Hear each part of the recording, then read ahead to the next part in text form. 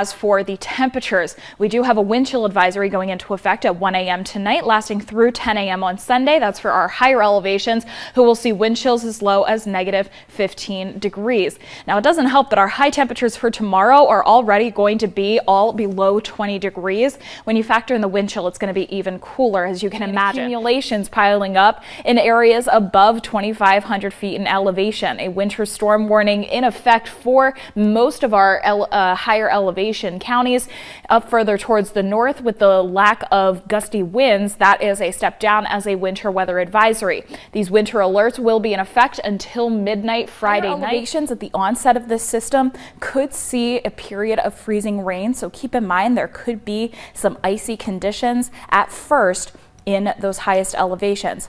It will start to transition over into rain. Like I mentioned, with this system coming up from the south, it does actually warm our temperatures a bit. So we'll see a transition back into all rain in those higher elevations should we end up seeing some freezing rain as high as 40 to 45 miles per hour, which usually would not warrant a wind advisory. However, because the soil is so saturated from the rain that we've had from last week to this week to today, we are more prone to seeing wind damage with gusts not as strong as 50+ miles per hour. So a wind advisory warranted for our entire area in intensity as it moves further towards the east.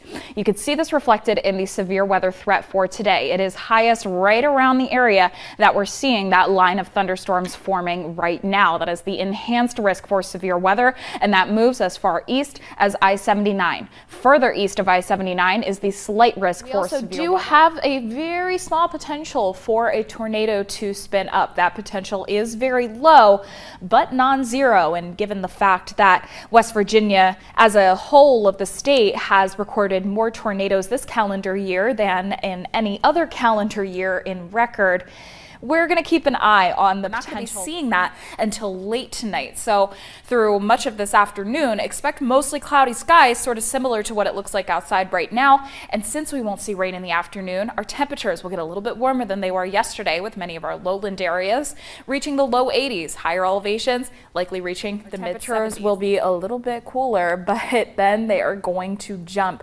very high into a heat wave, thus a first alert weather event in effect from this upcoming Sunday, the 16th, all the way through next Friday, with that cold front coming through. But once we get past that, then this ridge is going to start to build in, and that's where we start to see a lot of that heat moving in and going throughout next week. It's only going to continue to build into the eastern United States, so we are not the only ones that are going to be experiencing this heat wave. This is going to be affecting at least a third of the country. Our temperatures will be very warm tomorrow, not as warm for Thursday through Saturday with that storm activity. But with that system lingering, our humidity is going to be very high, so expect to be feeling very muggy heading into the holiday and the start of the weekend.